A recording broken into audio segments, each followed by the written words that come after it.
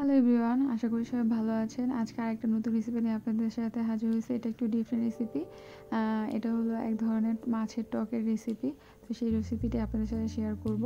তো এখানে আমি কই মাছ, ছোট ছোট কই মাছ যেটা বলে বা দেশি কই মাছ বলে, এই দেশি কই মাছগুলো ইউজ করছে। আপনারা চাইলে যে কোনো মাছ ইউজ করতে পারেন, মানে বড় জাতীয় যত মাছ, ছোট মাছ না, যে মাছগুলো বড় হয় সেই মাছগুলো আপনারা ইউজ করতে পারেন।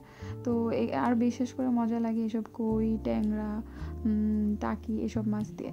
তো এটা বানানোর জন্য আমি এখানে পেঁয়াজ বাটা, রসুন বাটা, আদা বাটা, লবণ, হলুদ, একদম হালকা পরিমাণ মরিচ আর হালকা পরিমাণ জিরা গুঁড়া আর কাঁচা মরিচ, টমেটো আর তেল দিয়ে ভালো মতো আমি মশলাটাকে মাছের সাথে মাখিয়ে নিব। তো যেহেতু আসলে মাছের টক বা এটাকে আমাদের ভাষায় বা আমি আসলে এই রেসিপিটা আমার নানুর কাছ থেকেই শিখছি।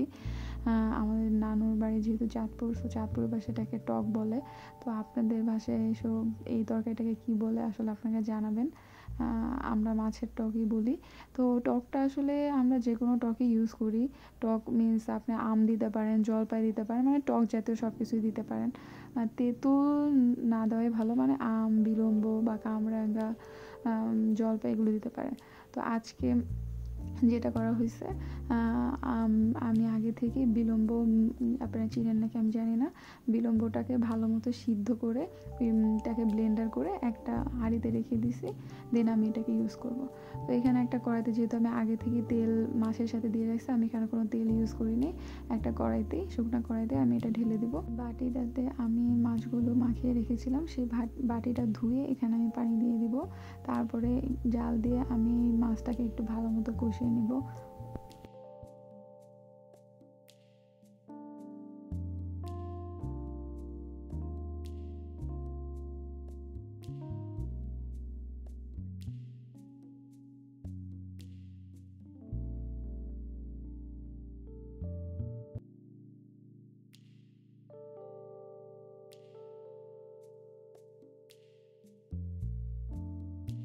তো আপনারা অলরেডি দেখতেই পাচ্ছেন যে আমার মাছ থেকে তেলটা ছেড়ে দিছে।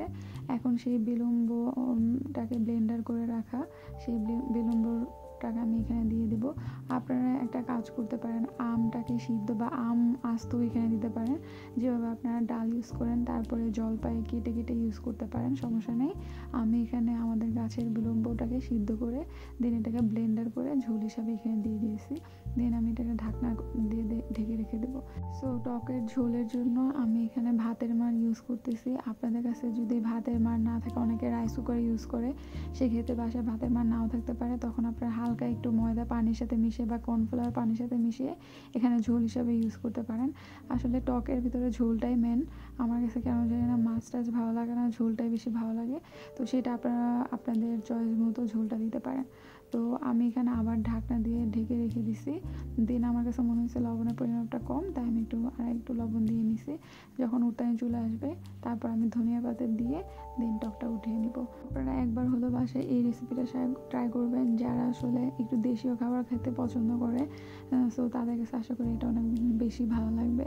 তো আপনারা প্লিজ আমার ভিডিওটি যদি আপনাদের ভালো লেগে থাকে, তাহলে প্লিজ সাবস্ক্রাইব করবেন, লাইক করবেন, শেয়ার করবেন। Thank you so much.